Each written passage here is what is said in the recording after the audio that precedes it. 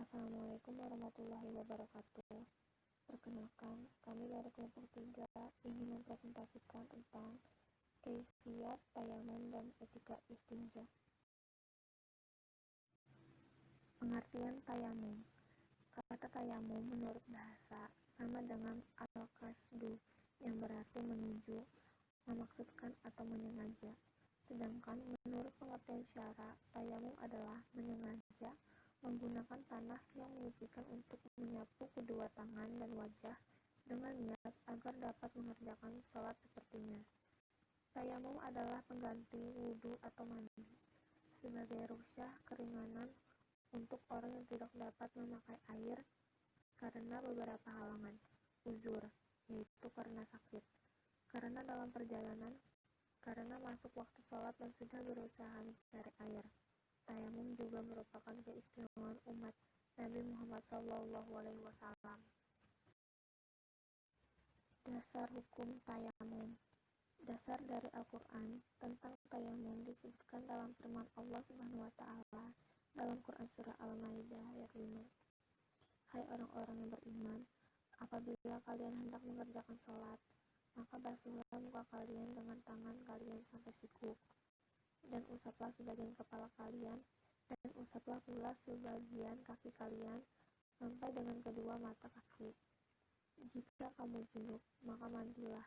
Adapun jika kamu sakit atau sedang dalam perjalanan, atau sehabis buang air atau berhubungan dengan istri, sedangkan kamu tidak mendapat air, maka bertayamumlah kamu dengan debu yang baik suci.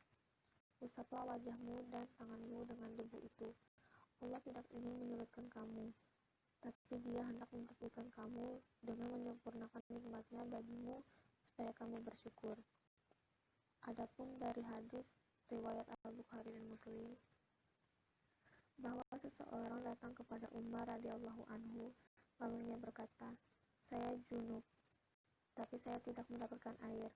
Maka Ammar menyambungkan pembicaraan, "Apakah Anda tidak ingat, wahai Amirul Mukminin, ketika saya dan Anda bergabung dalam satu pasukan Sariyah, kita junub dan tidak mendapat air. Ketika itu Anda tidak sholat, tapi saya bergulung-gulung dalam debu, kemudian aku sholat."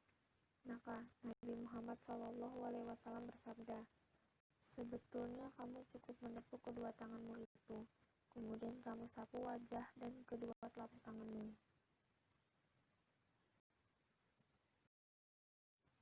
Syarat-syarat tayamum. 1. Sudah masuk waktu sholat.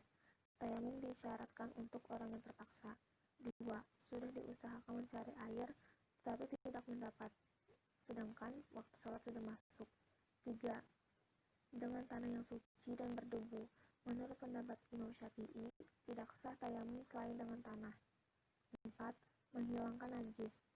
Berarti belum melakukan tayamum itu hendaklah ia bersih dari najis, menurut pendapat dari sebagian ulama, tetapi menurut pendapat yang lain tidak. Rukun tayamum. 1. Niat. Orang yang akan melakukan tayamum hendaklah berniat karena hendak mengerjakan sholat dan sebagainya, bukan semata-mata untuk menghilangkan hadas saja, sebab sifat tayamum tidak dapat menghilangkan hadas, hanya diperbolehkan untuk melakukan sholat karena darurat. 2. Mengusap muka dengan tanah. 3. Mengusap kedua tangan sampai ke siku dengan tanah. 4. Menertibkan rukun-rukun, artinya mendahulukan muka dari tangan.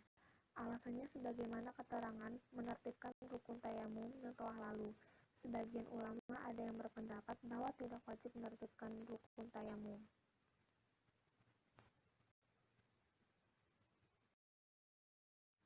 Hal-hal yang membatalkan tayamum. 1. Tiap-tiap yang membatalkan wudhu juga membatalkan tayamum. 2. Mendapatkan air sebelum sholat. Batalah tayamum bagi orang yang bertayamum karena ketiadaan air, bukan karena sakit. 3. Mendapatkan air pada saat melakukan tawaf tersebut dia mendapatkan air, maka tawafnya batal meskipun itu pada putaran yang terakhir. Dia harus mengulangnya dengan menggunakan air. 4.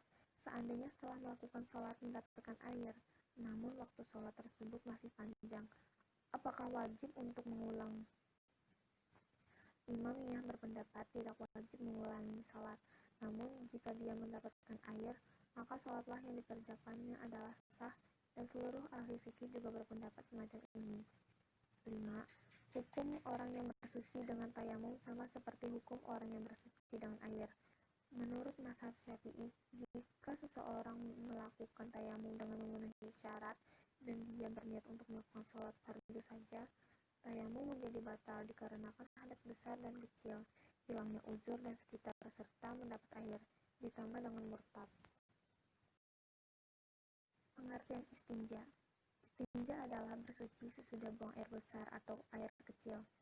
Istinja hukumnya adalah wajib bagi orang yang baru saja buang air besar maupun kecil, baik dengan air ataupun dengan benda selain air. Benda selain air yang dapat digunakan untuk beristinja ialah benda yang keras dan kesat seperti batu, kertas, atau daun-daunan yang sudah kering. Tata cara dalam beristinja. A. Pilih batu yang halus. B. Jangan barang-barang yang najis seperti tulang, kotoran hewan yang mengeras. C. Ketika beristinja dengan batu, pada saat buang hajat besar tidak boleh pindah-pindah, karena dimungkinkan kotorannya lebih besar sekitar anus, sehingga cara beristinja menyulitkan. D. Orang yang terlalu tua seharusnya tidak beristinja dengan batu, karena kulit-kulit sekitar anus sudah berkeriput sehingga menyulitkan bagi kotoran yang terjepit dalam bilah dibersihkan dengan batu. Adab dalam beristinja. 1. Adab dalam beristinja bila di dalam WC. 2. Adab dalam beristinja bila di luar WC. Adab dalam beristinja bila di dalam WC. 1. Dahulukan kaki kiri disertakan doa masuk WC. 2. Dahulukan kaki kanan bila keluar dan sertai doa keluar WC. 3. Sebaiknya tidak menghadap dan membelakangi kiblat sekalipun di dalam WC diperbolehkan, kecuali tempat menghadap ke sana. 4. Jangan bercakap-cakap. Adab dalam beristinja di luar WC. 1. Bila tempat terbuka, carilah tempat yang jauh dan tersembunyi. 2. Tidak boleh pada tempat yang biasanya ramai oleh orang. 3. Jangan menghadap kiblat atau membelakangi kecuali membuat penghalang.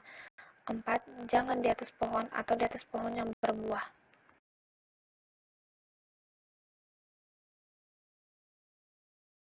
Sekian presentasi dari kami kelompok 3 tentang kaifiyat tayamum dan istinja. Wassalamualaikum warahmatullahi wabarakatuh.